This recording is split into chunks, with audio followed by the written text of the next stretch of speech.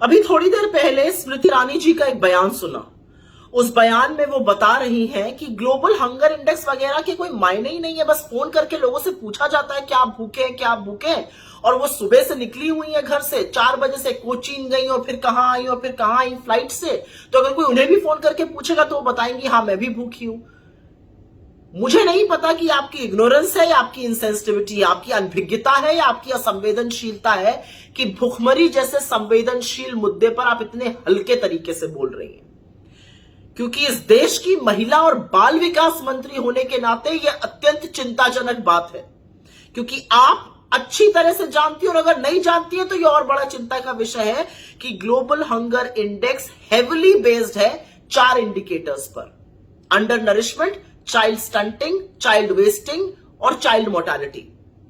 Under nourishment में पता चलता है कितनी कैलोरी इनटेक हो रही है, चाइल्ड स्टंटिंग में पता चलता है कि 5 साल से कम आयु के बच्चों की अपनी एज के हिसाब से कितनी लंबाई है, चाइल्ड वेस्टिंग में पता चलता है कि 5 वर्ष तक की आयु के बच्चों की अपने लंबाई के हिसाब से क्या वजन है और वो माल न्यूट्रिशन का इंडिकेटर होता है। और चाइल्ड मोर्टालिटी बताता है कि 5 वर्ष से कम आयु के बच्चों की मृत्यु हो रही है, वो उसका इंडिकेटर है कि ये माल न्यूट्रिशन से हो रही है, एनवायरमेंट कारणों से हो रही है। ये 4 इंडिकेटर्स हेविली बेस्ड ये सर्वे पे रहता है। तो ये कह देना कि इसका कोई मतलब ही नहीं है, ये मखौल उड़ाना ही नहीं है, बड़ा दर्दनाक भी है। और ये सारे चारों इंडिकेटर्स यूएन के सस्टेनेबल डेवलपमेंट गोल्स का हिस्सा है, जिस पर आपकी सरकार प्रतिबद्ध है अचीव करने के लिए।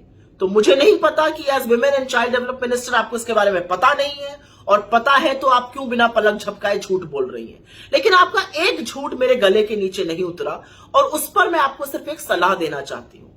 आपसे ज्यादा सशक्त और वीआईपी कम महिलाएं होंगी हिंदुस्तान में।